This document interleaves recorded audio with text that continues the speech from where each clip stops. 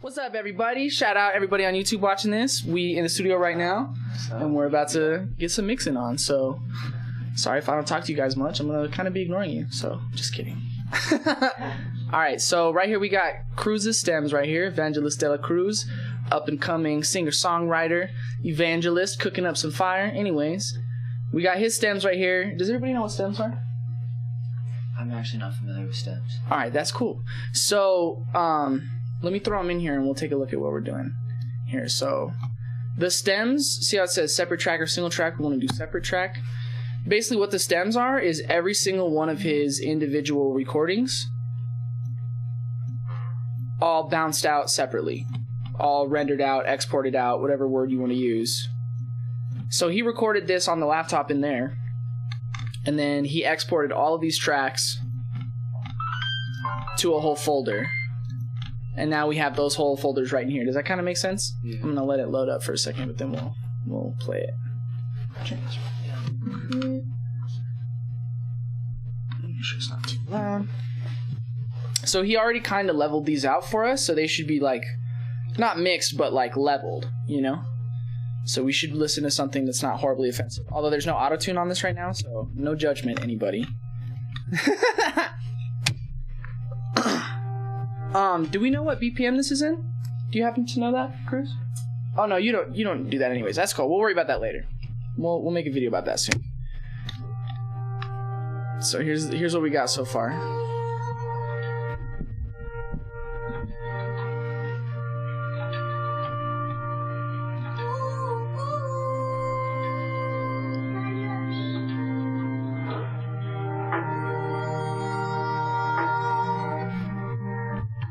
So first thing you want to do is just kind of get ears for the whole thing, you know, obviously.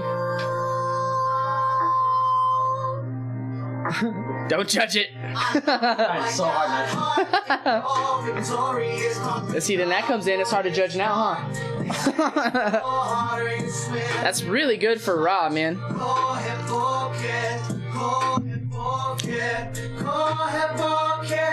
So see, we're already peaking a little bit. So I'm just going to bring everything down a little bit.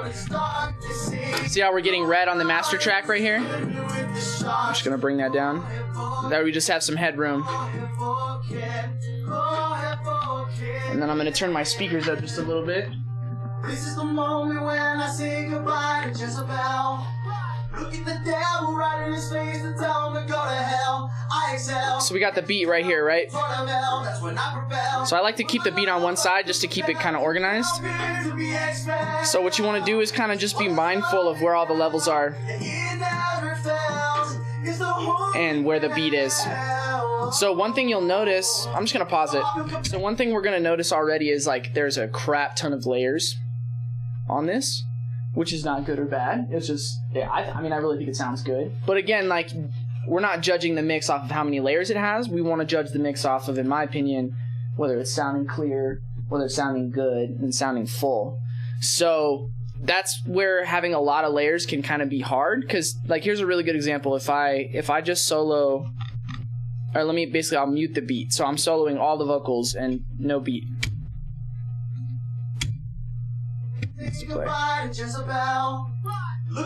So see where these levels are at? We're at like negative 12-ish. But then on the master, we're getting all the way up to like negative 6. So what that means basically is even though these all say negative 12, they're all combining to equal negative 6. So which is just something to keep in mind. Like if you're trying to blend negative 6, which is where the vocals are at, with your beat at negative 12, then it might look like you're blending because these are all blending right here with the beat. But what's actually happening is if I solo the beat, let's see, when the beat drops, the beat's hanging out at about negative 6. So that may or may not be what you expect. Does that kind of make sense? So to say it another way, like when these all add up together, when all these tracks add up together, they're going to be louder than they are by themselves. And it's kind of hard to take that into account. So one of the number one things I recommend doing if you have a lot of vocals, especially if it's a lot of vocals for one person, is I recommend bussing them into groups. Does anybody know what a bus is, first of all? Vaguely? Okay. All right, cool. I think everyone in the room is on that same page, vaguely. Like, we've heard of it, we've heard it used, but what does it actually do? So, it comes from, like, physical mixing, where, you know, you'd have a big rack of a bunch of different tracks on it, and, like this, for example, this piece of gear, it's got a mic plug that plugs into it. So that would be one track, and you've got all these different settings on one track, right? So you can do EQ, you can do compression, you can do whatever. But say you wanted to manipulate that signal in another way, but you didn't want to mess with the original signal. So, like, for example, say you have a lead vocal and you really, really like it. It's really up front and it's really crunchy and you really like it, but you want to add reverb to it. But as soon as you add reverb to it, it starts to get mushy and get wet and kind of fall back into the mix, and you're like, damn, what happened to my crunchy vocal that I just had? Well, so that's when you can use a bus. So you keep the original vocal exactly the way you had it, and you'll send a physical cable from the first track. Like, this is how they would do it. They would take a physical cable and send that to a reverb, and then send that back into another track that then they're then going to level that up and down. So we're going to do that virtually, basically. So I'm going to make a group. I'm going to call it Vocal Master Group. And before I get too complicated with this, I want to kind of figure out which vocals are which. Make it a little bit easier. So let's look around a little bit. I know I got heart to go. So that seems like the hook, right? So I'm going to go hook 1, hook 2. It looks like he's got these panned. You see how it's only on the, it's primarily on the left channel and the right channel right here. So I'm probably going to assume that this is the hook left, hook right. He probably did some type of layering. And then it looks like this was even panned too. So this is like hook kinda left. We'll just call it that for right now. And again, the names aren't too important. You just want to get a general organization of what's going on. Yeah, so you know what you're looking at. Hook kind of right. And this looks like a center hook right here. To me. Yes, what's up? Do you have your stereo track? Because when I try to record in stereo... So we did not record in stereo. We recorded in mono. Okay. But we exported the stems in stereo. To keep in the panning that he already set up. Gotcha. You know what I mean? Yeah. Yeah. So that's pretty much the answer to that question. I always record vocals in mono unless you have 2 microphones. But then you got to worry about phase cancellation. We were talking about using stereo wideners and how that can create like a robot-y sound. Mm-hmm. It's the same thing if you try and just copy and paste the track. You're like, that's the same thing as a send, right? Mm-hmm. But it's not, because it's actually going to interfere with the original signals in a certain way. Okay. And so that's what happens when you have 2 microphones. You can get phase cancellation, where it's like the 2 signals cancel each other out. But anyways, we're not going to get too deep into that. Let's get back into the grouping. So we got all these hook tracks, and I'm going to make a folder for them. So in Reaper, you can use a track just like a folder, which is really nice. Like, I'm not using this for sound. I'm just using this to put these in here and organize them. So it's going to be like, it's going to be like this. Does that kind of make sense, everybody? So I just add these on here. So if I go like this, boom, the hooks are all neatly tucked away in this little hook area. Super nice. And then it looks like he's got a hook here. And then this looks like a verse. Seems like he's got the same type of panning going on for the verse. And then I think this is like an ad-lib. And then this looks like an intro. So let's do intro. And we can change this at any time. This is just, like, I'm obviously not listening in depth right now. I'm just assuming. But if I'm wrong about any of these, we can change this. So far, so good. Verse. And it's nice that we have him right here. Although you don't always get that luxury, obviously. But it's nice that we do have him right here to tell us. Verse left. Verse right. Ideally, when he bounced these out, he would have had them labeled, but it didn't work, which happens sometimes. It doesn't matter because it's not set in stone. Exactly. Unless the client tells you so. But I think most of us are working on our own stuff. But if you have a client that's like, yo, I sent you this mix. This is the way I want it. I just want you to make it clearer. You know what I mean? You kind of got to go it off of what they say. But anyways, so let's make a little folder for the verse. So the number one thing, I know it seems like I'm wasting a lot of time and I haven't even mixed yet, but it's like these little organization things, as you're going to see in a second, are going to make such a massive time save when we actually get this all cooking. So I'm going to make a folder called extras. For me, extras is like ad-libs, intro, anything that we don't want right on top of the mix. Sometimes we have fun with it. Sometimes we throw a little extra low, high, whatever. I just kind of keep that all on another channel. So now we have this master group, right? Remember this master group? So don't worry about the master group just yet. But what I want you to know about buses basically is that whenever you send the signal, it duplicates the signal you already have, right? So what that means in a way, like if I have all these vocals right here, let me just start with this one right here.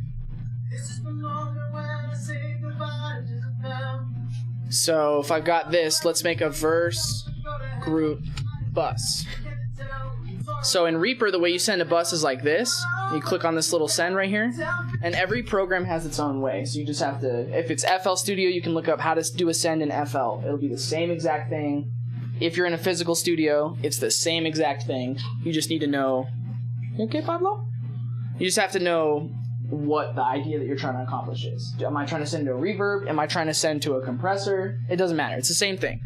But so what I'm doing is, you'll even see right here, there's this little like, see that little cable comes out? It even like looks like a cable, because that's what it's simulating. It's like a little guitar chord. It's teeny tiny. I don't know if you guys can see it. But so we're gonna take this thing. So I just grabbed right here and I'm dragging this cable over to the group bus.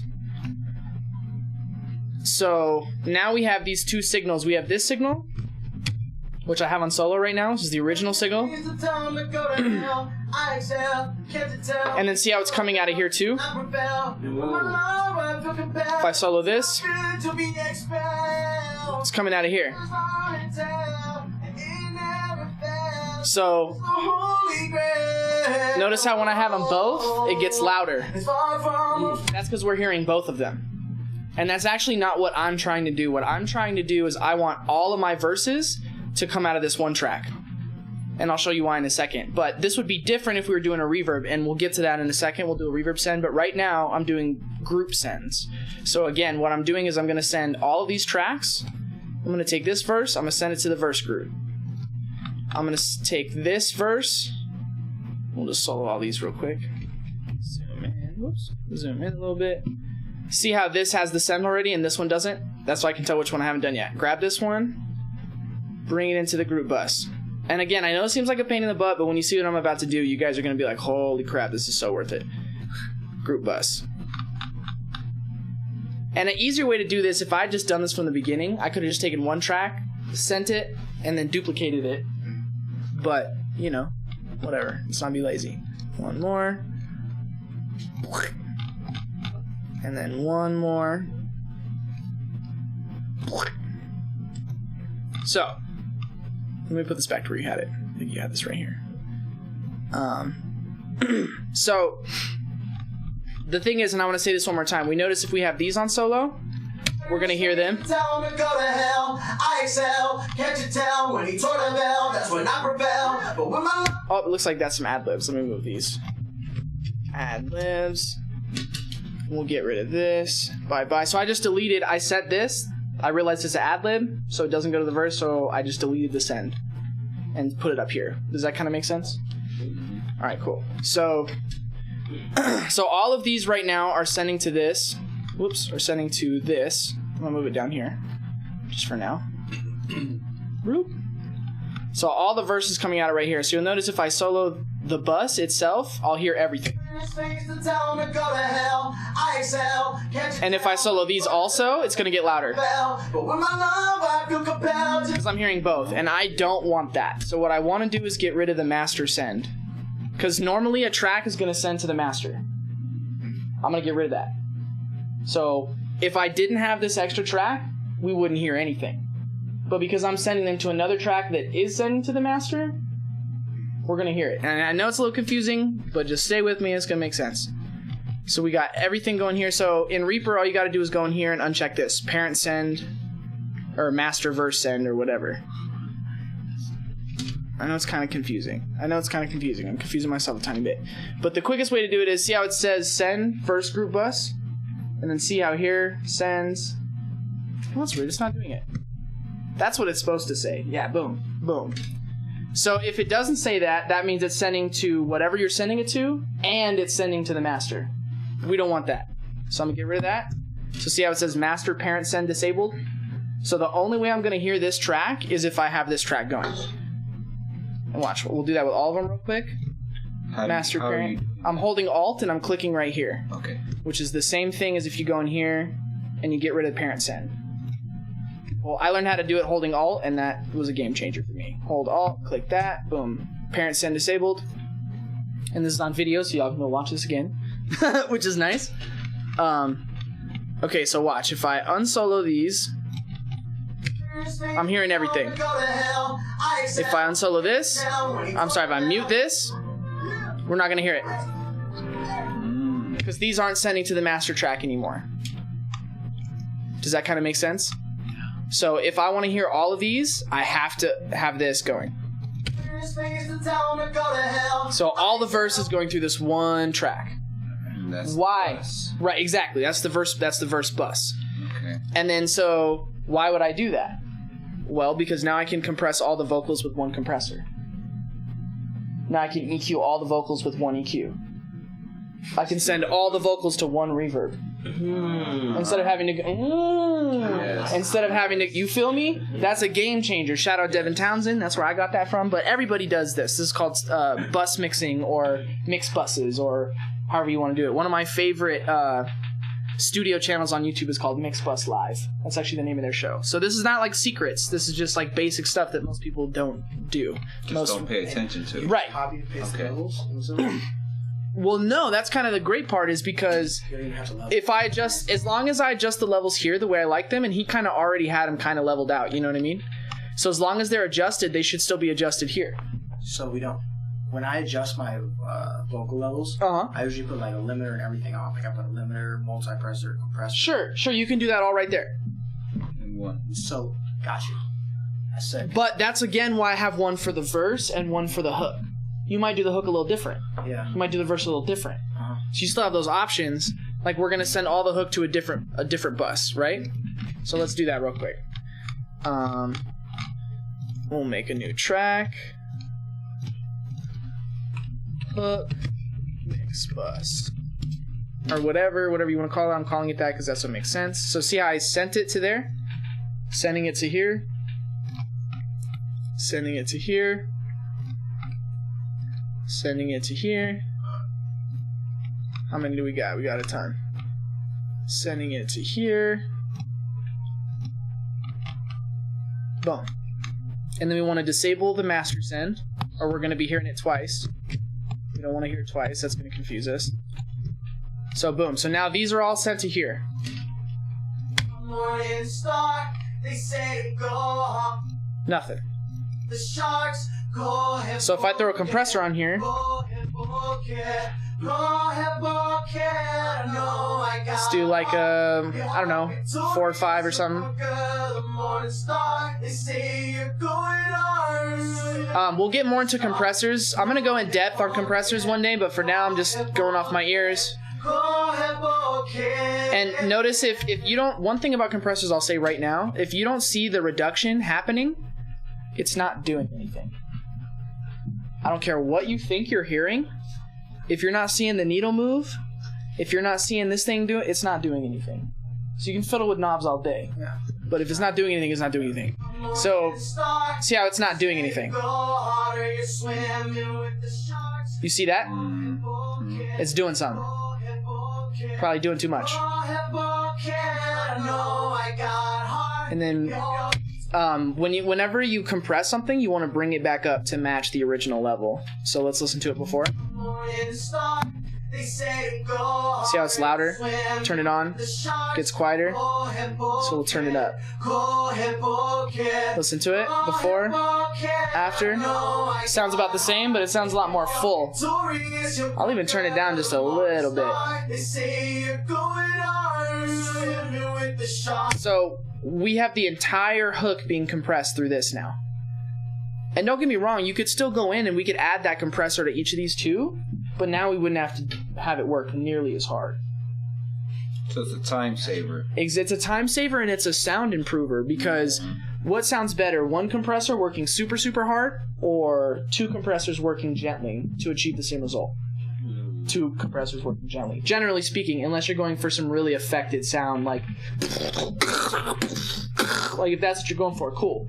Like, that's awesome. But most of us are going for a clean, smooth vocal sound that isn't, like, completely fried by the time it gets mixed. You know what I mean? Like, so, and here's something else you can do, right? So we got this hook mix bus. We got the group mix bus, right? Let's move these back up here. Boo, boo, boo, boo. So we're going to do the same thing with the master group. So we have a master, just like there's a master track, we're sort of doing that with just our vocals. So we're going to take this hook mix and this verse mix. So these are our mix buses that we have. We're going to send them both to this master bus. And then we're going to get rid of them sending to the master. Just like we did from before. So boom. Now I got all the vocals coming through one track. Throw just like a very gentle compressor on there, like 2 to 1. Some a little longer, a little more. You know what I mean? Like, so I'm using this compressor very gently on everything, just to kind of glue it all together. Whereas for the hook itself, I'm gonna go with more of like an aggressive compression sound. They say go harder, you're swimming with the sharks. Go ahead, book it. Go ahead, book it. I like my choruses to really feel glued together, like they're one big thing. I might have overdone it a little bit, but that's why you have this sweet dry knob. You can just mix in the old signal. Kind of have a little both going on, so you don't totally lose the dynamics, but it's all still really tight.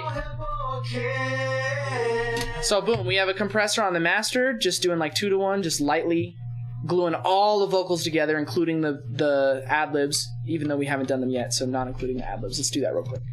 Let's make an ad-lib group. Extra group. So same exact thing we've been doing. Does that make sense to everybody so far? Yeah. Yeah. Boom, boom, boom. And then get rid of the master send, just like before. So now we got our extras in one, and then we're going to send this to the master group and get rid of the master. So again, we solo this. You see how these are still active? That's another way you can check, because it gets kind of confusing. Wait, what did I send to? What the hell? So I really like the way Reaper does that, and I'm sure each program has a way of doing that. I don't know them all, but so you got your master, right? We got our compressor on here, and if I were you, you said you put a limiter on your vocals, right? Yeah. A lot of people do. I usually do, especially for hip hop. If you're gonna use a limiter, it should probably go on the master bus. Because if you're limiting all your signals, you're gonna distort them a lot by the time it gets to the master bus. Whereas if you just limit the master bus, it'll do less limiting. Or if you do need to limit each track, just do it like 1 dB each track instead of like limiting your main vocal 6. And then by the time you get to the master, it's all like white walled. You know what I mean? Yeah. So let's hear how that sounds real quick. They say go harder, you're swimming with the sharks. Go ahead, book it. Go ahead, book it. Go ahead, book it. Less is more sometimes too. Like, I know I have a bad habit of over processing, and then by the time I get to the end of the signal, it sounds too distorted. And I'm like, damn, I should have just chilled a little bit. Like, I was overdoing it, you know what I mean? So less is more. You can always add more, you know what I mean? But listen how good that already sits in the mix. I could probably bring the beat back up, but let's watch the master.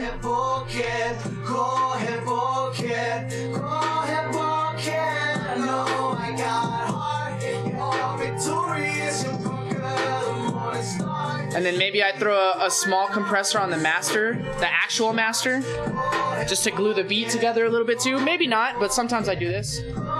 Just hear how it sounds.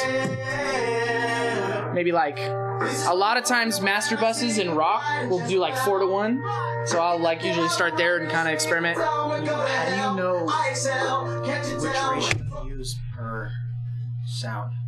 So, do we know what the actual ratio means?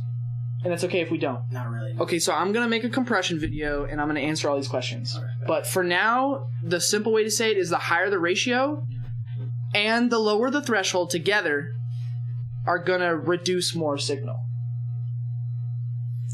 And I'll say it one more way. If it's 2-to-1, you have to have 2 decibels come out for 1 decibel to get out.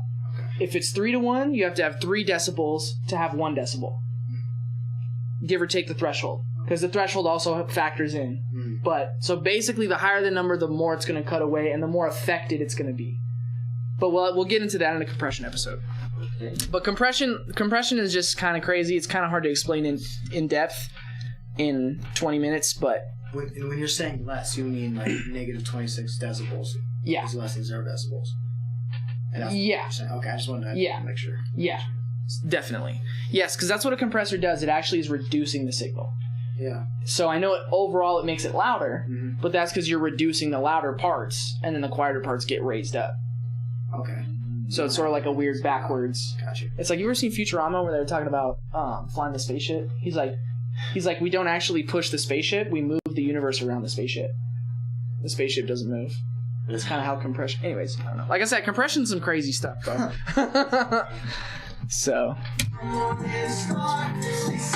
So we already got like a decent compressed... Like the dynamics are pretty even so far. We could go in and automate. We could go in and really level things out. He's got so many layers, we really should. We should go in there and automate everything. But I don't really have time. We're doing a 20-minute mix right now, so we're just going to keep on moving. But one thing I will do is I'll take this this light compression that I'm using. See, it's only doing like 1 or 2 decibels of reduction, max. So I'm going to take that and just throw it on each individual track. Although I'll probably not attack it as fast, because I don't want to affect it too much. Attack literally just means how fast it does it, how quickly it attacks the signal. And then release is how long it takes to release what it's doing. So let's just throw a compressor on here. So I'm going to take this attack down a little bit. I'm going to slow this out just for a second, just to hear what I'm doing. I brought the threshold down because if I didn't, it wouldn't do anything. See how it's doing something now? Take the attack off a little bit. Alright, sorry, Cruz. We'll get some auto-tune on here in a second. I'm trying to work with that. Alright, so I really like that. Again, I'm not trying to go too complicated with it. I'm just tightening up the dynamics just ever so slightly. Ever so rightly. We're just going to do that to everything. Because he's very consistent. He really doesn't change his tone too much. Like, if he had a part that went super low and different, we'd probably compress it a little bit differently. But he's pretty consistent, so we're not going to overthink it too much. Like, can you imagine how much of a pain it would be to go in and tweak these one by one? Oh my goodness. Oh my goodness. Alright. Then we're gonna... Harder. Yes, sir. I'm gonna go ahead and throw a de-esser on here too, because a de-esser is just a good thing to always have at the front of your chain.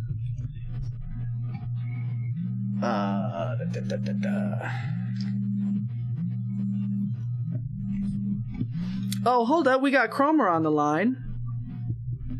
Hello, Cromer Express.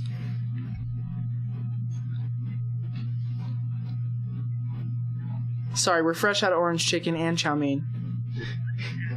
All we have is dried eggs. Alright, come pick them up. We'll be here. Hey, what's up, bro? We're in the middle of a mixing lesson. What's going on? You trying to come through? Going one by one and then still having that one. Alright, cool. Alright, I'll see you. Alright. Peace. Alright, my bad about that, y'all. Got an answer for Chrome. He's gonna come through. Alright. So I have this de-esser. I'm not gonna lie to you guys, the Waves de-esser is really good. Waves. But I don't have it. What's Waves de-esser? Is that like... Waves? You guys know Waves? Right. The Waves plugins? I haven't downloaded a single extra plugin. The Waves plugins? They're so good. I don't own them though, so I can't use them. So, but if you do own them, those are really good to use. But I'm gonna use this. Let's see. And it's a stereo signal, so we're gonna set it to stereo. Really, all a de-esser is a EQ designed for those sounds. The plosives, the S's, the tis, the cuz, the shiz. So we're just gonna scan around. Do they have presets? That'd be tight. No presets? That's okay. We'll use our ears, guys. Killed it. I think I know how to use this, right? Yeah. Here we go. I'm honestly just using my ears. We're just getting rid of the S's a little bit. And it's like a compressor. It's weird. It's like an EQ and a compressor kind of together. So the threshold, the higher the threshold, the more it's going to cut of that high signal. Alright, sorry, Cruz. I know that's got to hurt a little bit. That's right. It's going to sound so good in a minute. It's going to sound so good. Ratio. So we got ratio just like a compressor before. I'm going to de-ess pretty hard because there's so many layers. I just want to like make sure it doesn't build up too much. We'll have an episode about de-essing, but taking a basic, literally if you had the Waves, you could just throw on the male preset or the female preset. Works really good. There's a couple free de-essing plugins that are really good too. I just don't have them set up right now, so I'm using the built-in one for Reaper. Works fine. So we'll just de-ess everything, just like we did the compression. And like we could just throw this on the master, but if we do it individually lighter to each one, it's just gonna work better. So I just sort of soloed one and listened to it and then apply that same setting to everything. Does that kind of make sense? Yeah. Cool.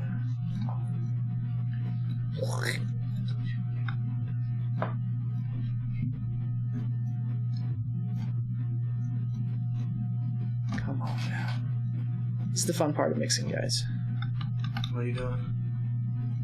Just copying 1,000 de-essers. Okay, boom, boom, boom, boom. Okay, so now everything has a compressor and everything has a de-esser. Let's listen to it.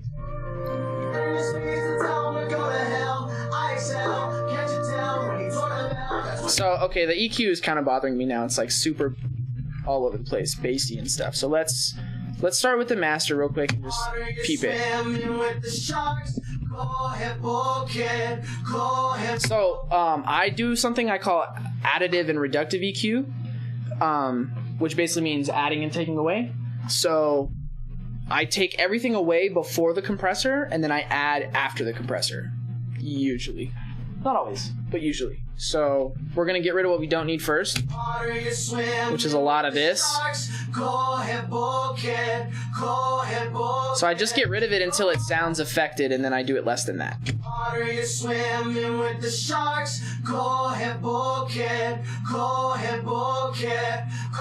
It gets thin right here. Somewhere in there it sounds pretty full still. So the more layers you have, the more the tendency is it's going to feel too beefy and not bright enough. So you might want to be a little more generous on cutting the lows if you have a butt ton of layers than if you just had one vocal. You know what I mean? So it's all to taste, you know? So now what I'm going to do is kind of just like boost some stuff until I find stuff I don't like, and then I'm going to get rid of it. Because we're still getting rid of it right now. We'll add stuff in a minute, but...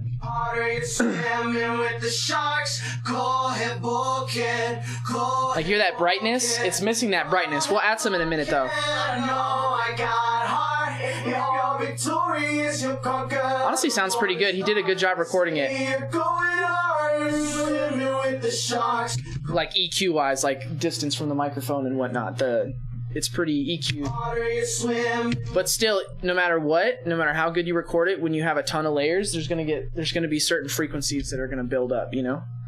So we wanna find those. I'm not hearing any major ones. Like, see, I'm doing a pretty wide I'm not really hearing anything I hate. Water, you're swimming with the sharks. I'm really not hearing anything, so I'm gonna go a little finer with it. We're gonna look for harmonics, room frequencies, which are basically like when the sound of the room itself is building up. And that's what we're gonna find. It's kind of hard to hear.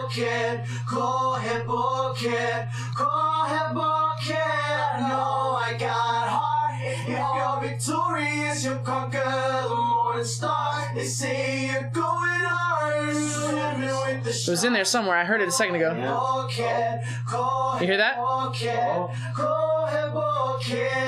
Like wow, wow, wow. We're gonna get rid of that.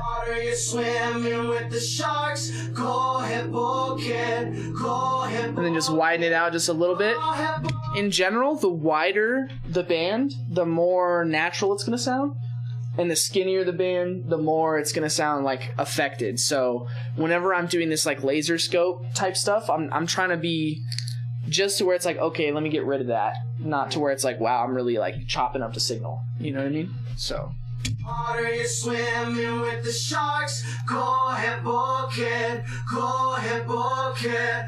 Go ahead, book it. Oh, that's horrible. You hear that? Water, you're swimming with the sharks. Go ahead, book it. That like whistle. Water, you're swimming with the sharks. Go ahead, book it. Just gets cleaner. It's like something you don't consciously hear it, but when you take it away, it just clears out the vocal. It's weird. Water, you're swimming with the sharks. Go ahead, book it. Go ahead, book it. Go ahead, book it. And then same thing as I was doing before, I'm kind of going up and down until I'm hearing, okay, is that changing it or is that changing it too much? And then kind of dialing into that sweet spot. You always want to find that sweet spot. So, yeah. Water, you're swimming with the sharks. Go ahead, book it. Go ahead, book it. You hear that? Go ahead, book it. I know I got heart. If you're victorious, you'll conquer the morning star. See you're going on. Swimming with the sharks. Go ahead, book it. Go ahead, book it. Go ahead, book it.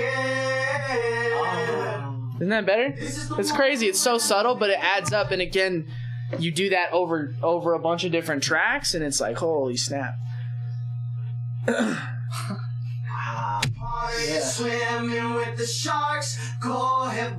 And this is all on the master group. So all this mixing applies to every single vocal we've done. You know what I mean? Mm. So let's just listen to what we've done so far.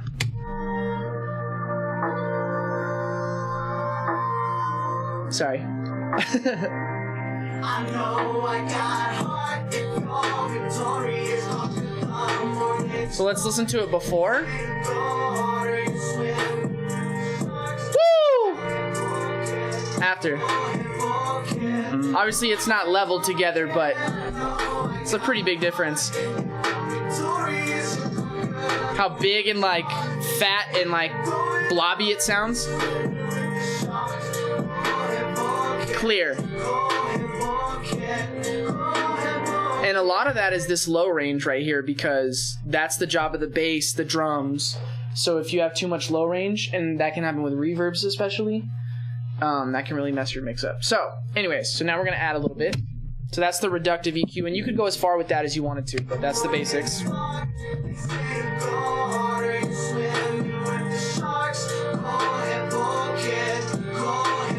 I tend to like somewhere around 3K to just do like a small boost, especially if it needs a little more clarity and a little more brightness, which this does, I feel.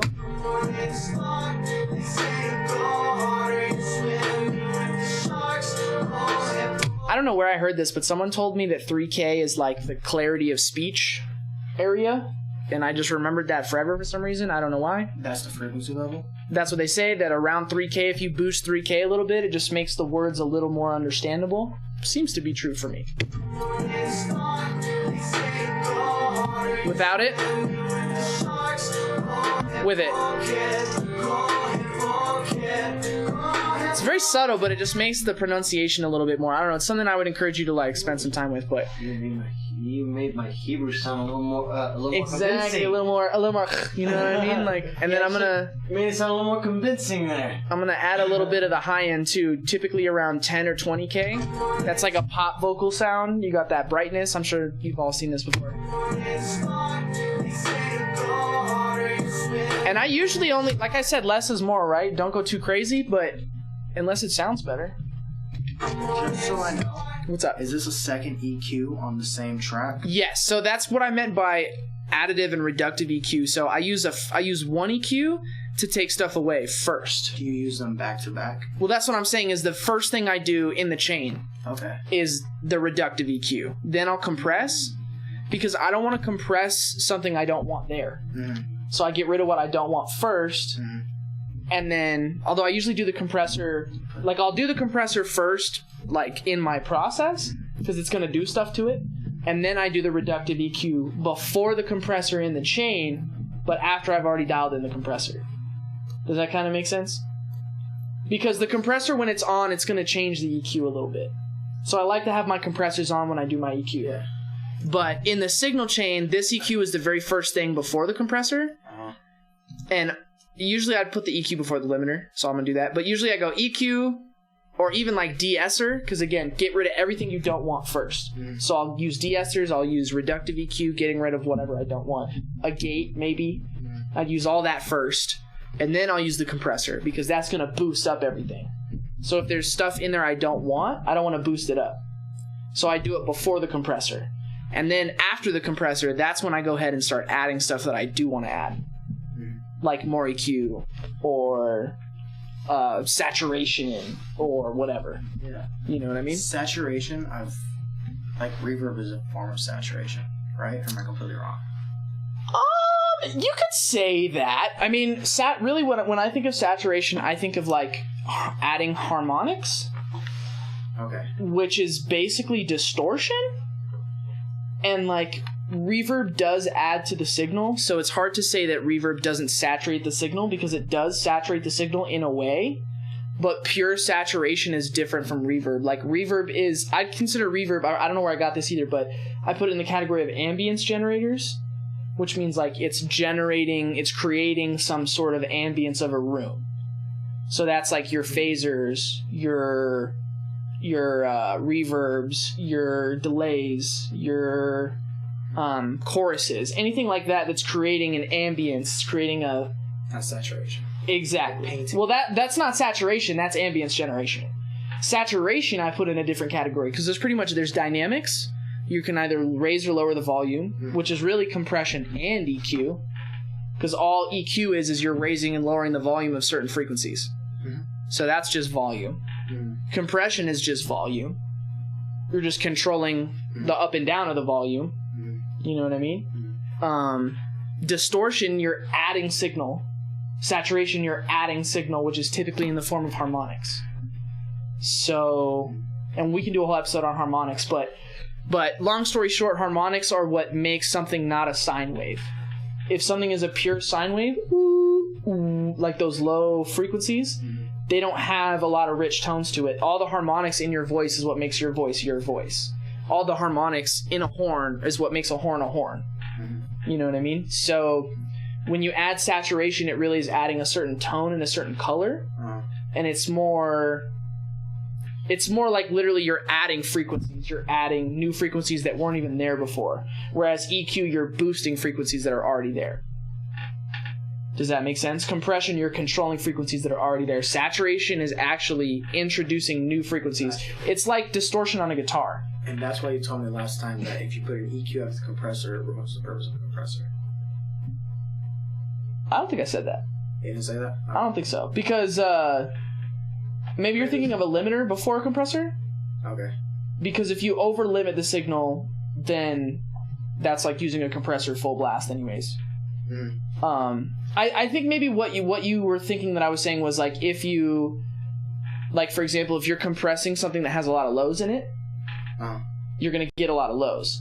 Whereas if you EQ the lows beforehand, you're not shooting yourself in the foot. Does that kind of make sense? Yeah. Because the compressor's going to boost all these lows that you didn't want in the first place. Got you. That's kind of, I think that's maybe what I meant. Yeah. Yeah. So, anyways.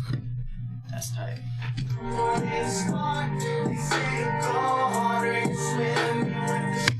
So I'm gonna go ahead and add just a teeny bit of saturation. You could go in and do this individually. I'm just gonna do it to the master because I'm trying to be a little quick. This is a free plugin. It's tight. So like, listen what happens when I start adding saturation.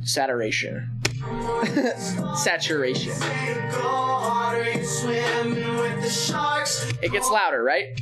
It also gets more brittle if I go too hard with it.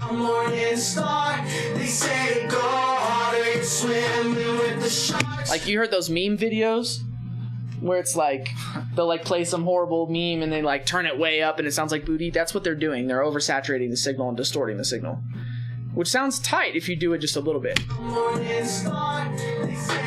Without it? With it.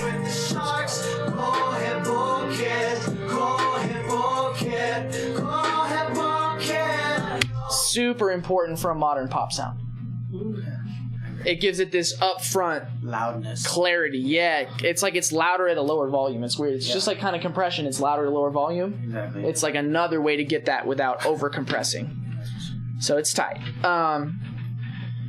What else should we want to do? I think we're about good. I think I'm going to start getting into effects now. So pretty much what I do, again, just to like a recap, is I get rid of the stuff that I don't want. I get rid of the signals I don't want, the EQ, the de-essing. I might use a gate.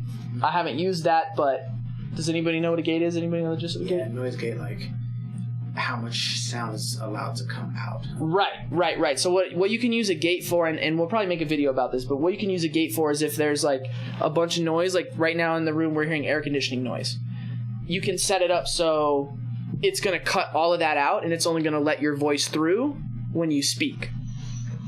So it'll be like ba-da-da-da-da-da-da-da-da, gate, ba-da-da-da-da, only over a certain volume. You know what I mean? It's really useful. It doesn't fix everything, but if there's like a tiny bit of headphone noise, it really helps clean up the... Or if there's a little bit of like... little like weird mouth noises that we all make because the microphone amps that up, you can clean those up without having to go and clean them up by hand sometimes. It's really nice. And also it just gets rid of a little bit of noise. Like, it just cleans up the signal in general. So like, there's less extra noise. And when you have 20 tracks, a little bit of extra noise, it just gets annoying. Turns into like a whole track of extra noise. And the lyrics aren't clear anymore. Exactly. So a gate is one way to clean. You know what? I'm gonna do it real quick. I'm gonna do it. We're gonna do it just real fast. Just real fast, like. So we'll solo the master.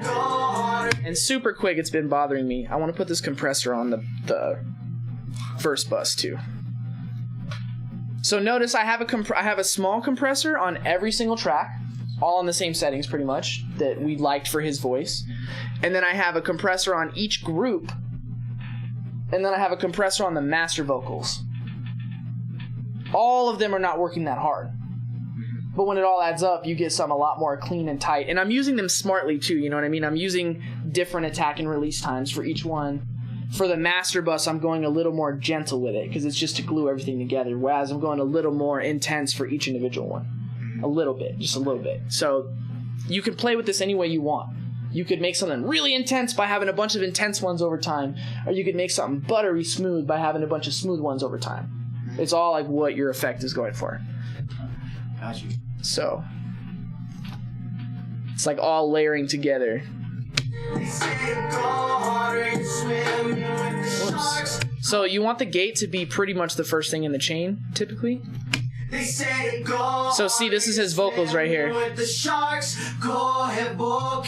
So let's see, I think his quietest vocal is in the beginning right here. I don't know. I know we keep coming back to this. I'm sorry. We'll throw some auto-tune on it in a second. So see, that's his vocal right there. At the lowest point, it gets about right here. So we'll bring it up to right there. Here, it cuts. Anything below that, anything below this right here is not going to come out. You're playing with a noise gate, right? Yep, this is a noise gate. In Reaper, it's called Regate. They have a bunch of their own built-in ones. So I'm going to slow down the attack because I don't want it to go, I don't want it to like cut it off too fast to where it sounds like choppy. So I'm going to make the attack a little bit slow, and I'm going to make the release a little bit slow, just to make sure it's not doing it too fast. It's going to sound natural. So then, boom. Keep this nice and low.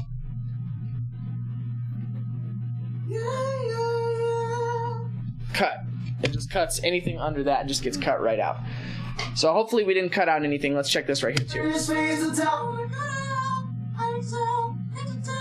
Alright.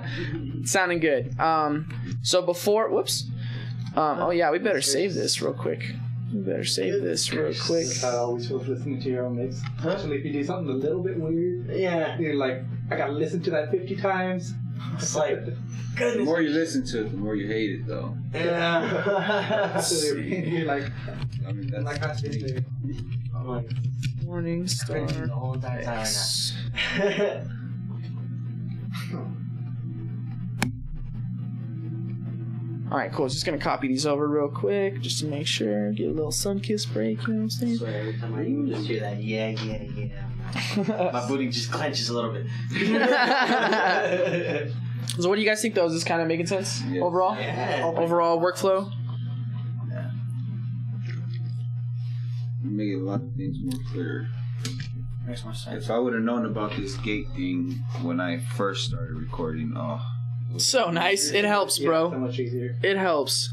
And it, like I said, it's not going to fix everything, but there's so many things that take you 20 hours that it's just like, oh, cool, that took 30 seconds. Especially when the noise in the back is as loud as your voice, you know, so you're For sure. close to. That's when it's hard. That's why it's really important to just have a good spot to record. Like, it's really important. Like, even this noise of the speaker right here could ruin a recording. Yeah. All right, cool. So let's add some autotune real quick, and then we'll do some effects, and then we'll call it for the day. We'll even maybe do like a super quick mastering thing. So there's lots of ways to find out what key it's in. We're going to practice a little music theory today, because what better way than your own ears, right?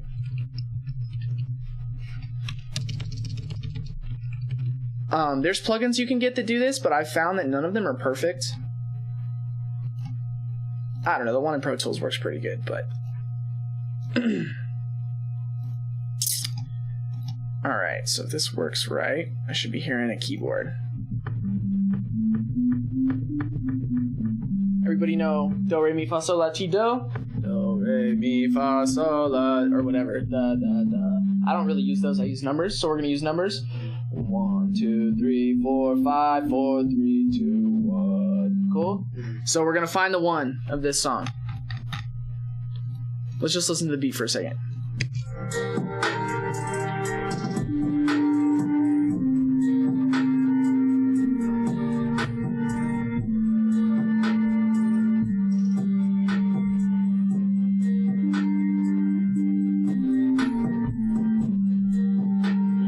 You hear that? Anybody else hear that? That's the one right there. 5, 4, 3, 2, 1. It's kind of hard to hear, but you'll get your ears for it. But you always want to, whenever you're looking for what key it's in, you always want to find that one. Mm-hmm. And from there, that's where everything else builds on. So this was G. So that means the song is in G minor because it's a sad song. And I'm kind of oversimplifying just for the sake of making it easy for everybody, but it's pretty much that simple. If it sounds really sad, the beat itself, it's in a minor key.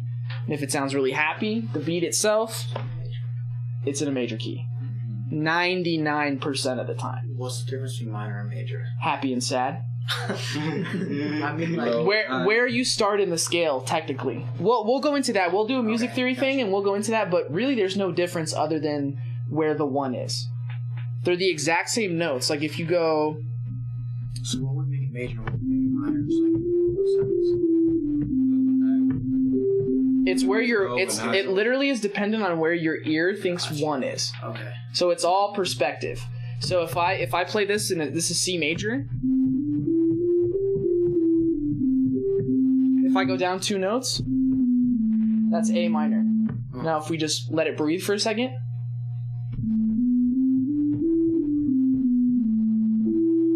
that sound happy or sad? That's A minor. Go up 2 notes. C major. It's all the same scale. But if I play the whole song with this in the bass,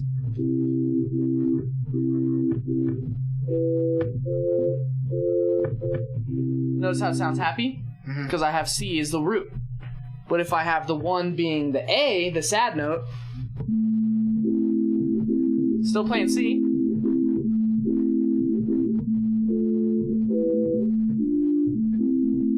It's got this weird sadness to it. I don't know. It's all perspective. It's all relative. And I honestly, if you take it back to Pythagoras, he thought it came from the gods. I don't know. I'm not trying to get all that weird into it. But the point is, it's in G minor. And so that's what we're going to tell Autotune. If you really understand what I'm saying right now, and you practice it, you'll never have Autotune be in the wrong key again. You know, where Autotune just hits those sour notes, and you're like, oh, why? And then you just keep messing with it, and you can't get it. Yeah. You'll never have that happen again, ever. So there's a plugin that we have called Pitch Corrector, and I feel like it blocks out that specific sound. We use that instead of a... Well, any pitch corrector should do the same job. Like, I'm actually going to use the one in Reaper right now, but I just use Autotune loosely as the term. You know what I mean? But Reaper has one built in that we're going to use right now. And I haven't used it in a minute, so we'll see how it goes. This is the moment when I say goodbye to Jezebel. Let's see. I believe it's repitch. Oh no, my bad. Retune. So what does love entail? The end never fails. It's the holy grail. Let's see. So you go to correction, and then we'll put it in G minor. Hopefully it should work. This is the moment when I say goodbye to Jezebel. Look at the devil right in his face to tell him to go to hell. I exhale, can't you tell? So see, it's doing its thing. That's when I prevail. And when my love, I feel compelled to tell fear to be expelled. You smell burning. So what does love entail? Oh, it's probably just got to the end. I was like, I smell like plastic burning. Well, that doesn't smell good. Having an aneurysm. So see, yeah, it's correcting already. Attack time, you can put the attack time really fast. It's gonna sound more auto-tuney. This is the moment when I say goodbye to Jezebel. That's the attack time. That's how quickly it's tuning. The faster the attack time, the more auto-tuney it's gonna sound. The slower the attack time, the more natural it's gonna sound.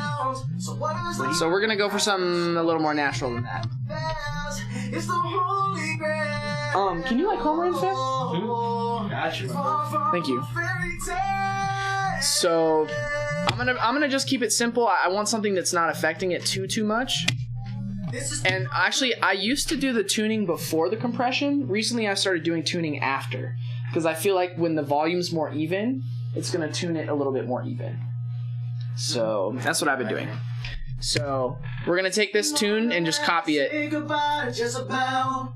Look at the devil right in his face to tell him to go to hell. I excel, can't you tell? When he tore the bell, that's when I prevail. But when my love, I feel compelled to tell. Way tighter.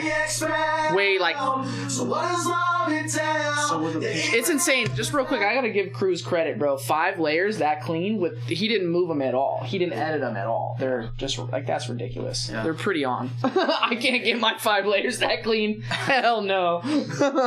My bad. What were you gonna say? My question was, what's faster and slower? I know that I can so for example, how I see it on my screen is it's attack, and then there's a level that goes like this, and I the lower is faster. So you're saying, or no, I'm sorry. The higher the knob, basically, the more auto-tune it sounds, the faster it is. Does that make sense? The word faster is what's catching me. Faster is higher. The higher the knob is tuned, the faster it's going to go. Usually, but that's not true for every plugin. Sometimes they flip them. So you just have to just speeding it up as you're getting more. Exactly. Faster literally means like if it takes 100 milliseconds to tune it, it's not going to sound auto-tuned. Because the sound of auto-tune is what happens when it's like perfectly bent. You know what I mean? To where it sounds like a keyboard. Okay. So that's a really fast attack time. Same thing with compression. A really fast compression time means every single little every single little attack of my notes is gonna get affected. And you just want to control it so that it gets at that right level. Right. Maybe you do, maybe you don't. Often I use a little bit of a slower attack time because the first 6 seconds of the I actually want that. The first 6 milliseconds, because like it gives it like I don't want to get rid of all of that because it kills the vibe of it. You know what I mean? So it just depends on what you're trying to do. However, if I was doing a really smooth background vocal where I don't want the attack to hit, I just want to feel it in the background, then I might use a faster attack time to capture more of the sound instantly. Okay. Does that make sense? Got you, yeah. Yeah, because I know fast and slow can kind of be confusing, but yeah. Does that help? I see what you're talking about. Yeah. Cool. And play this back if if you need to, because I have to like memorize that stuff too. It's just like part of memorizing it, I guess. Oops, I don't need another DS. I already got one of those. I need the retune. So I'm just going to add this tune to everything. And like I said, I'm doing it subtly to each one, but as they all come together, it's going to sound like way more of an effect. And then he had these, and I heard the original mix. He had these ad-libs pretty auto-tuned, like T-Pain style, you know what I mean? So I am going to do that for these. I want to stay true to what he wanted.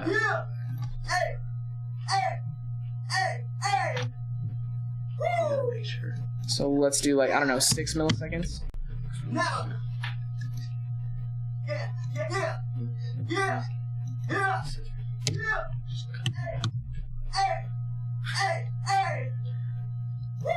We'll even probably compress these a little extra. So we got the extra group right here. We're going to compress this a little bit extra. Oh, see, it wasn't even doing anything. We didn't even have it low enough. It wasn't even doing anything.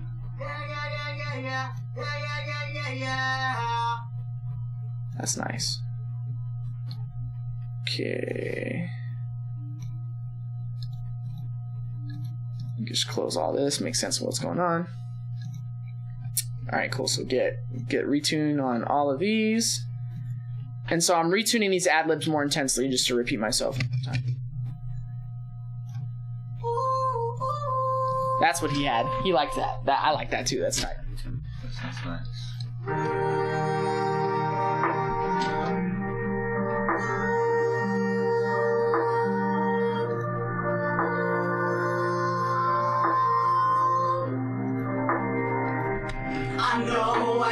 I'm gonna even turn it up just a tiny bit more.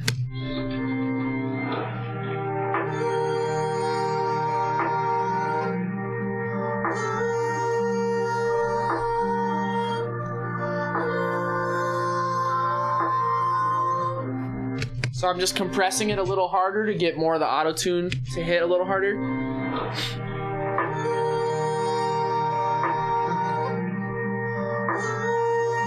You hear that? You can kind of hear it move. Yeah. Exactly. But it's still hitting that note clear.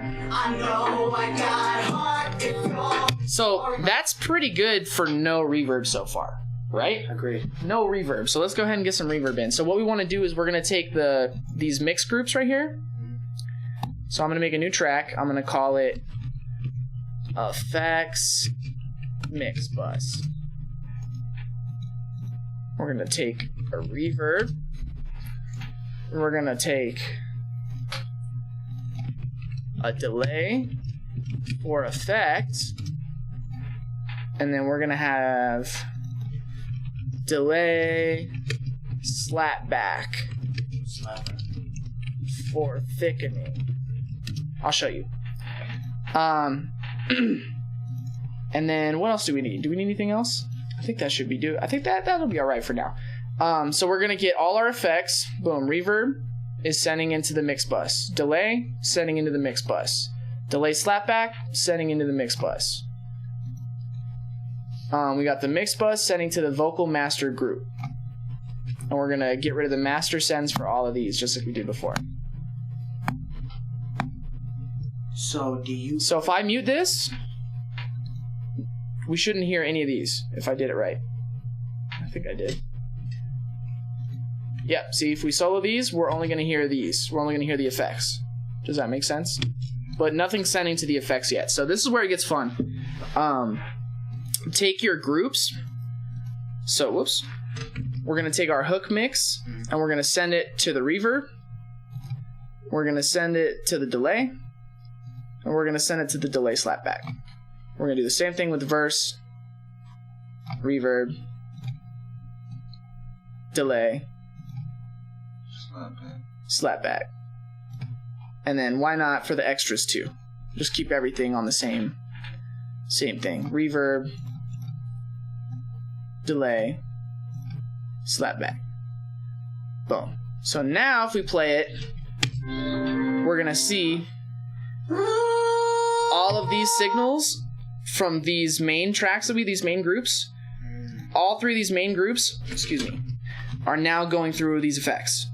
Does that make sense? You sent it to the reverb? Yep, I sent it to each one. And you just put those on different buses. You put the reverb as a bus within itself. I didn't actually do the effects yet, but I'm about to. But that's how I have it set up. I have the buses set up like that. That's right. The way Logic is set up, we would hit send, and then we can click a bus that it goes to. Yep, that's right. Put like a reverb and then just turn it up. That's right. So you'd have a separate track just for that reverb. Got you. Yeah. That's a mixed bus. That's a track, a mixed track, a bus track, whatever you want to think about it.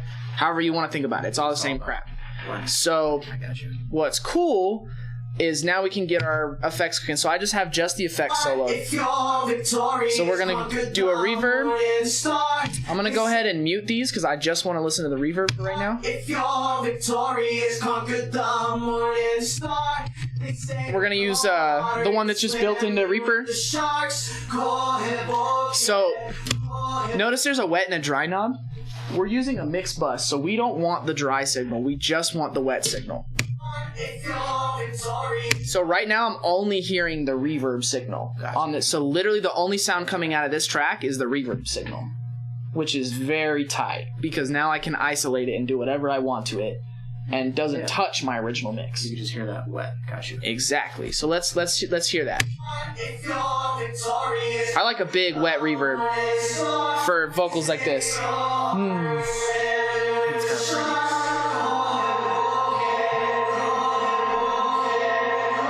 Cutting some of the highs, cutting some of the lows. It's really loud. Let's compress it. You can compress just the reverb. You can EQ just the reverb. You can saturate just the reverb. If you want. I don't care. You could auto-tune the reverb. I don't care. You could. What would that do? I don't know. Sounds sick.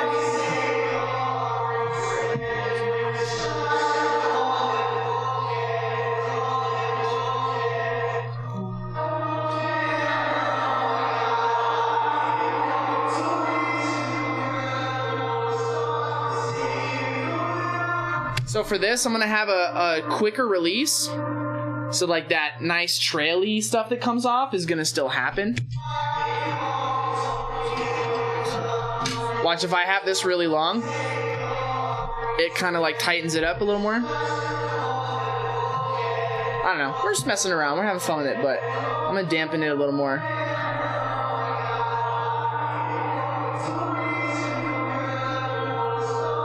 Yeah, that's pretty nice. Let's hear what we got so far.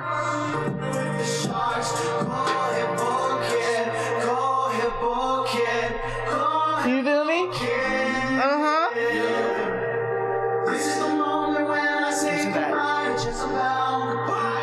I like that. I like that.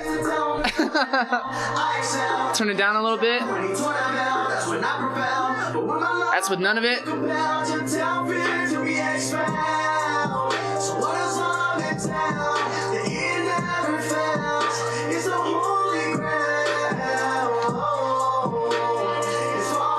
So, okay, so what's cool that we can do too is we have everything on different groups, right? So I kind of like where the reverb is, but the verse is too wet and the ad-libs are too dry, in my opinion. Okay.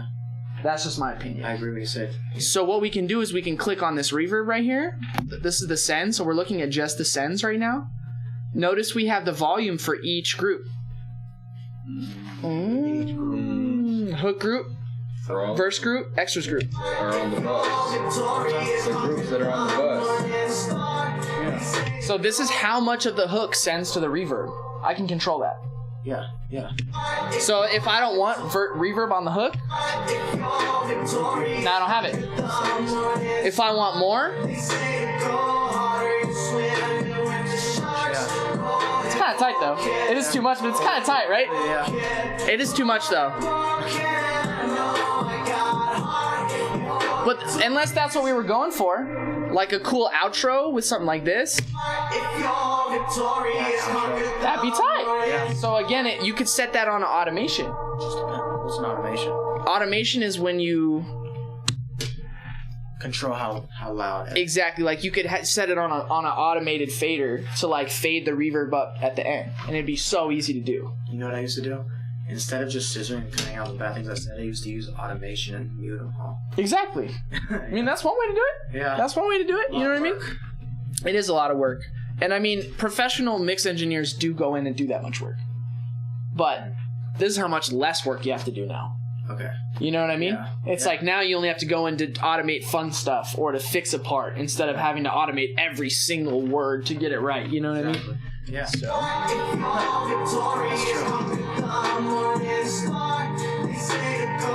Something like that? What do y'all think?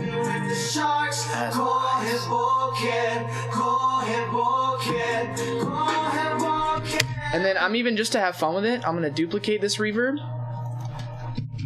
Short, long. Let's do a shorter one.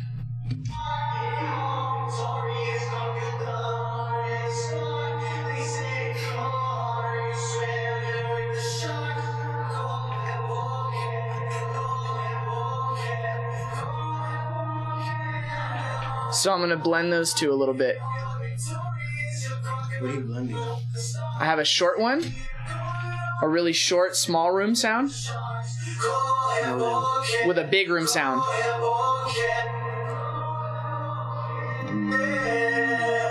Blend them. Reverbs.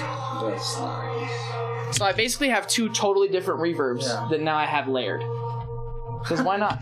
That's it. Yeah, you layered it. Gotcha. It's like the back and forth thing you were talking about, right? Yep. The more layers you have, too, the more like. Sort of, but yes. Yeah. Like, I think it's easy as a mix engineer to be like, oh, well, the answer is just a bajillion layers, right? Mm-hmm. And it's like, well, no. Just the right amount of layers. Exactly. Tasty layers, bro. Yeah. It's like cooking, bro. It's really like cooking. It's like, okay, just because you have 15 layers of cheese doesn't mean it's good. Gotcha. You know what I mean? Sometimes it's fire, though. Don't get me wrong. Like, depends on what you're making. Exactly. So then we're going to go ahead and add a delay. And again, these are all in-the-box plugins, man. This is all Reaper right here. If you're victorious, conquered them, they say to go harder. So this is the effect one. So we're gonna go for a ping pong. I really like ping pongs. If you're victorious, conquered them, they say to go harder. So here's the thing. We don't have this synced up with the beat right now, which is really unfortunate because if we did, it would fix a lot of things. So I'm just gonna do that real quick. Because I've had problems with I'm gonna make a video about this. What's up, Chromie? I'm gonna make a video about how to do this, but I'm just gonna do it real quick. And if anybody is watching this, soak up game. This is how you do it in Reaper, at least. First, you want to make sure it's set to time and not beats. If it's set to beats, it'll change the length of your song, and you don't want that. What is it? In Reaper, time base. I don't know in any other program, but I know this is how it works in Reaper. Are you going to the tracks? No, this is just in project settings. So time base for the project itself. Okay. I kind of, like I said, I'll explain this in another video. I'm going kind of quick right now. No, you're all good. But so I'm gonna have the metronome going. Yeah, that's way off. So I'm gonna tap right here. Yeah, it got good while you were gone, huh? We're gonna tap on the beat right here. So what I want to do is make this match up with the beat. Let's play it real quick. So I'm just clicking on beat with this. Trying to get as close as I can. Hey, 117, my lucky number.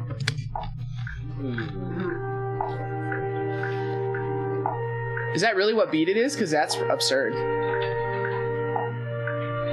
Sounds pretty close. Sometimes it'll work nice and easy like that. Sometimes it doesn't. Are you changing the BPM to match that? In Reaper. Can you change the BPM per track? No, and you wouldn't want to. Okay. You would not want to do that. Got you.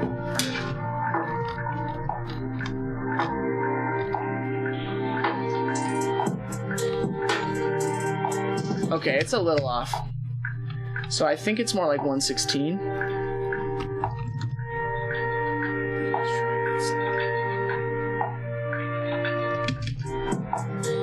So see how it's off a little bit? I'm gonna see if I can line this up. But I have to make sure I line them all up together or I'm gonna mess up his performance. That's how you find BPM. Yep. And there are programs that'll help you, but they don't always work. So I use my ears. Same thing with the auto-tune, or same thing with finding the key. So if I did it right, I should be able to skip ahead and it should be on time.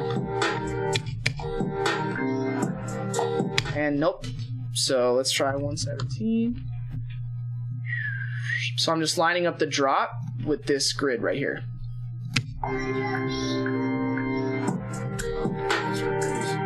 And if I did it right, these should all line up at these drops. And it looks like they do. What are you barking at? You never bark.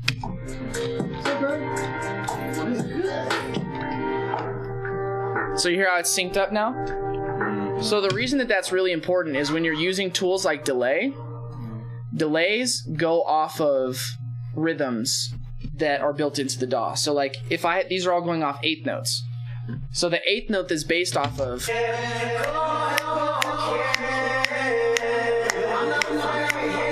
1 and 2 and 3 and 4 and 1 and 2 and 3 and 4 and. So if the tempo is set to and the song's half that fast, the delay's not going to work right. So you have to make sure that's set up right, or doing an 8th note delay is never going to work for you ever. It's just not. Or it might work once every 12 projects. You know what I mean? Because it just happens to be the right tempo. So this is an 8th note delay right here.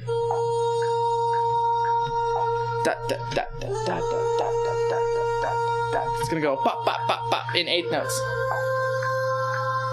Which is just twice as many as this. That's all it is.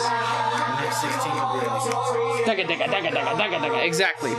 The way you remember is quarter notes or wherever the beat is. And then 8th notes, tacos, tacos, tacos, tacos. And then quarter notes, chimichanga, chimichanga, chimichanga, chimichanga. I'm serious, that's how you remember. or triplets is burrito, burrito, burrito, burrito. That's how you remember it. It was tacos, chimichangas, burritos. Mexican rhythms, baby. We got you. Straight best rhythm ever, straight up. Okay, so notice with the delay, we're getting a lot of this bing, bing, bing, bing, bing, bing, and it sounds tight, but it's just too much, bro. So I like to put a reverb on it.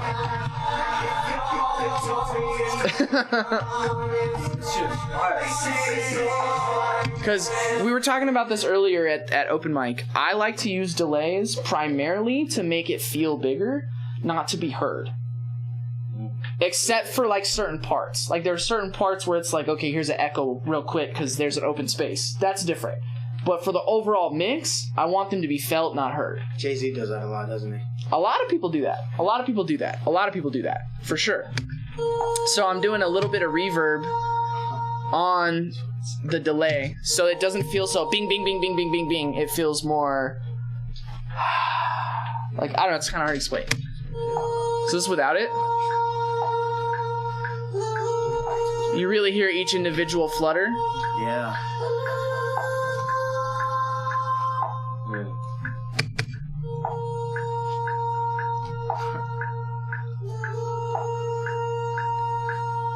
I'm flying, guys. And then with delays too, I don't really like a ton of bright high end on the delay. The vocal's already kind of doing that. I don't like a ton of low end either. So I'd probably do something like this. And like that. Maybe something more like this. Yeah, I don't want to get rid of too much low. I like that low. It's got a nice cave sound to it. Breathing. Something like that, you know what I mean?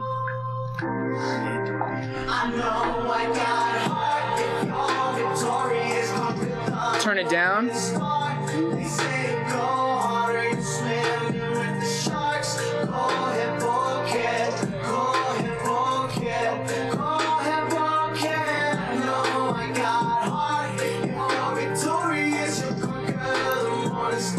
I'm just turning them off and on and kind of blending them back in, you know what I mean? Just to get them even, so again, felt but not heard. Wouldn't changing the BPM change how fast the beat goes? That's why I did that thing. Time base. So then you can tell it to do that or not to do that. You have the option. I need that, yeah. Yeah, and Reaper, that's how you do that. But every DAW has it, because you're right. If you change the BPM and it's set to time base, you're going to change the whole song. Exactly. Which is really useful if you have it all locked in. You can be like, oh, it's 180. Well, now it's 182. Yeah. And it just works. But if you don't have it locked in, it's just going to mess it all up. Okay. You have to have it locked in first. So that it does the whole thing. Exactly. Gotcha. So it has a point of reference to lock it in on. But we'll do more videos on that because it's kind of tricky. But I just want us to hear what we have so far. And here's what's really cool. So we have all of our effects coming through this mix bus, right? So I can compress this mix bus. All the effects are going to get compressed now.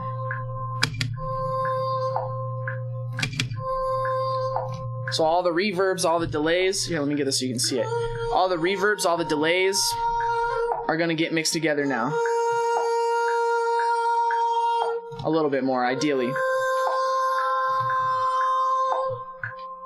Turn it up a little bit more. I know I got heart. If you're victorious, conquer the morning. That's no compression on the effects.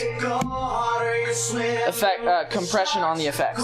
It's subtle, but it just makes the effects even bigger and more complete. Yeah, exactly. People call it glue a lot. People hate that term a lot, but it's a pretty good term, I think. Definitely glues a lot of stuff together.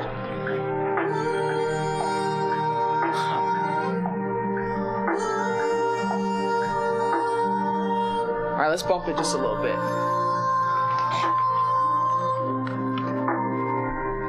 I know I got heart. If you're victorious, conquer the morning star. They say to go harder, you swimming with the sharks. Go ahead, bucket. Make sure we save. Before you Yeah, straight up. you should bring the 808s up on bass when you I disagree because I don't have my sub on. If I didn't have my sub off, you'd be right. He said that, just to everybody who didn't hear him, he said that we should turn the 808s up. And if this was a true monitoring experience, yes, but my monitors don't put out a lot of bass, and I do not have my sub on. we have Rockets. Word. That explains that. Rockets have a ton of bass. Okay, so okay. You probably don't need a sub when you're mixing on those as much. But if you're like, oh, it needs more sub, and then you get in your car and the sub's like, and you're like, oh, it's because I thought I needed more sub. Got you. But it's because I couldn't hear it enough. Like if you're mixing on iPod headphones, you'll never hear the sub. Exactly, yeah. You know what I mean? Yeah, exactly. Even with saturation, you'll never hear the low end. You'll only hear the high end of it. So do you recommend any other monitors besides the Rockets? I like the Yamahas. Yeah. For a true sound, I like the Yamahas. The KRKs are going to be a little bassy. They're going to color it a little bit bassy, which is fine if you're on EDM stuff. Like, if that's what you're into, it's fine. For me, and it's probably fine for hip-hop too, they're great. As long as you know what you're hearing, yeah, any monitors are fine. And, like, none of us probably can tell the difference on the really, really expensive ones anyways. Yeah. But I like these because they're more colorless, and then I can blend the sub. I have a knob for my sub. Okay. So if the whole mix is too bassy, I'll just turn my mix knob down on the sub, you know what I mean? And then I know for next time where to have my, you know what I mean? You'll notice my sub actually is like pretty inconsistent on my mixes. If you really wanted to like critique me, you could totally get away with that. Because, like, if you listen to a lot of my beats, like, especially on the older beats, like the Back in 92, those are actually kind of older beats. The sub is just massive. Yeah. Like, to where it's, like, annoying. And, like, my newer beats are not like that as much. Because I've gotten more conscious of how my mix actually sounds on other people's mixes. Like, you want it to sound good for you, but you need to make sure it sounds good where it's being listened to. Yeah. First. Exactly. More importantly than it might sound great on your speakers, then you play it in your car and it sounds like booty, you know what I mean? So pretty much beyond that, you guys, I would just make sure the master is pretty close to good. Which is really all I mean by that is that the main mix is not clipping, but is very close to 0 or at 0. Or if it's clipping, it's only really clipping on the kicks. I usually, what I do a lot for my masters, I completely like level it. Like I'll do EQ, a compressor, a limiter, etc. You could do that, and a lot of mastering engineers do that. My thing is, if your mix is good, you shouldn't need to. But if I do that, will I make the quality better? Maybe. Maybe, it depends. Does it sound better? Sometimes. There's your answer. Gotcha. So it's like, you always want to, I mean, I don't want to say always, because it just depends on what you're doing, but like, mastering is typically like you're cleaning up what's already there, you're touching upon what's already there. Once the mix is the mix, the mix is the mix. You know what I mean? Like, you can't do that much to it. Okay. Like, you can over-compress it, but then you're going to over-compress what was already compressed. You can limit it, but if the levels weren't there in the first place, you're just going to distort it. Okay. You know what I mean? So it's like called a multipressor, where afterwards, it's my favorite one, is that you can do all the lows, so you can bring the bass. Sure, that's what is that called? Parametric? No, not a parametric EQ. Multiband compressor. Yeah, multiband compressor is basically where you can compress certain frequencies, and they're awesome. Yeah. But that's just a compressor at certain frequencies. Like, and don't get me wrong, they're awesome, and I'm sure it can help. But again, it's like you should have already done that to your mix. Okay. Especially for you, someone who's mixing your own stuff. Like, if you have to fix something in mastering, you had a problem. Gotcha. You know what I mean? We should mix it. Really, mastering, all mastering is really these days, in my opinion, is making sure that your final version sounds competitive with other things in iTunes. Yeah. That's it. And really, 90% of that's mixing anyways. Yeah. You know what I mean? The other 10% is just making sure, it's a little too bassy, and really none of us have the ears for that. Really, that's why a mastering engineer is really worth having, because they spend all day comparing master mixes of Drake and this guy and the other guy and the other guy and the other guy in a professional studio. Like, we're kind of doing the best we can with what we got. And sadly, no matter how good you master it, YouTube, SoundCloud, and everywhere else is going to mess it up. They remaster everything. Really? Yeah.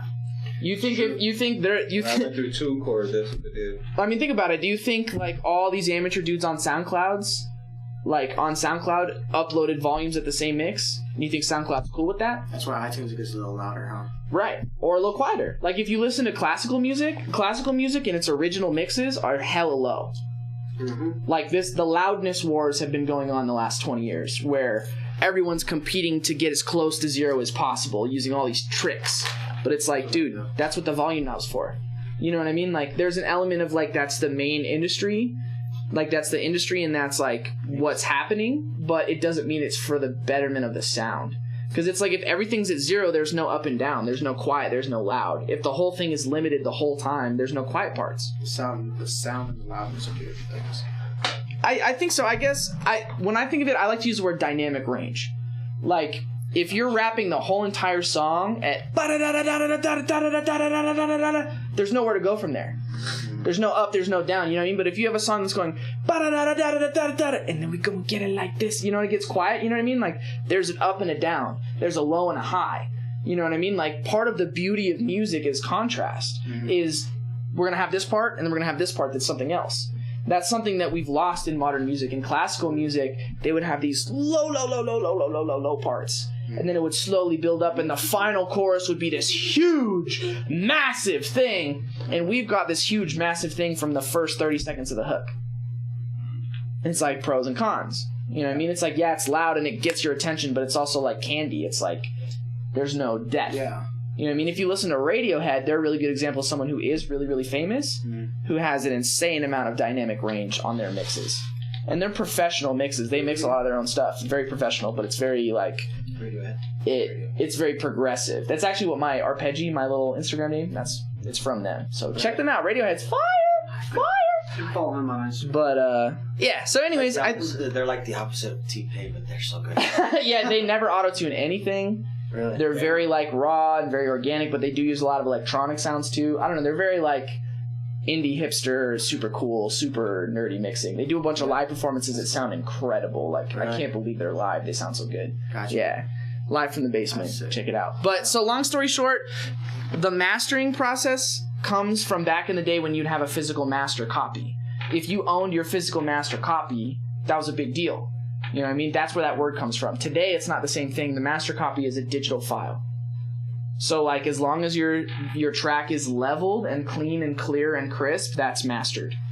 You know what I mean? It may not compete with Drake, but then you probably should send it to a mastering engineer for that anyways. Okay. If you really want to compete with a professional master. Okay. You know what I mean? I use my master track just to make it more powerful, more loud. Sure. More... Well, I have a compressor on the master bus right now. Okay. That sort of just like it glues the dynamics of the beat and of the vocal together. So when they move a little more together. Gotcha. But I'm very gentle with it. Gotcha. And I might throw, like, what I'm about to do is throw a limiter on here real quick. But I'm going to be very gentle. Especially because this song is more soulful. This isn't a screaming song. I don't want to go too crazy, over limiting, over distorting. And input always needs to be out, right? Yeah, ideally. Well, in general, you do want the input to match the output, but in this particular case, I'm using the limiter to actually make the master track louder. So that probably wouldn't apply in this case. But with this compressor, it definitely applies. So, oops, wrong limiter.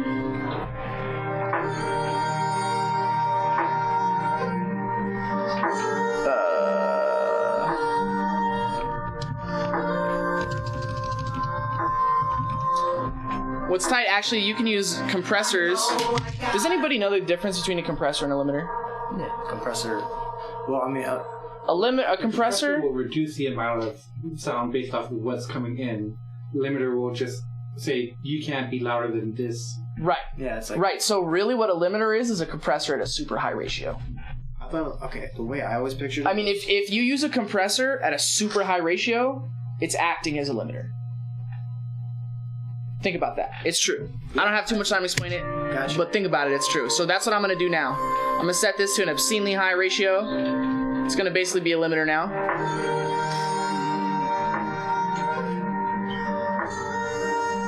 Did you put the fader that low because the input is that low? Which fader? The one on the left. This is the threshold. That's the threshold. That tells how much the compressor is going to actually do its job. Those green lines have no correlation with that. What's that? The green lines that are showing the effect. That's the input signal. Yeah. It's not, it didn't matter where you put the fader. No. Oh, it definitely matters. It definitely matters. The lower I put it, the more it's going to do stuff. So if you have it way up there and the input, It's not doing anything. not doing anything. Exactly. Exactly. That's what he explained at the beginning. Exactly. That's right. Gotcha. So now all I'm doing is these super high peaks that are jumping up, it's just catching some of those. And I'm gonna do a slow attack and a fast release. It's just doing a little bit. I mean, honestly, it's doing way more than I want it to be doing right now.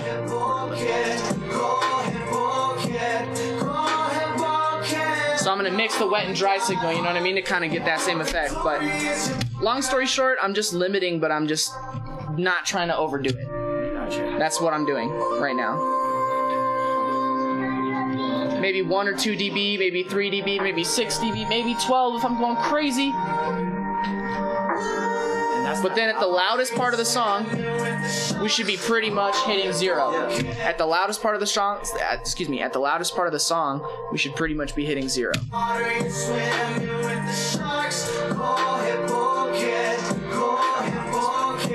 Notice the only time it's peaking is when that kick drum hits. That means that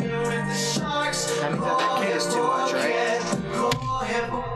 I don't know. It's hip hop, baby. Got A you. little bit of distortion on the kick drum never killed anybody. Yeah. You know what I mean? Yeah. 0.3 decibels of distortion on the kick drum. Yeah.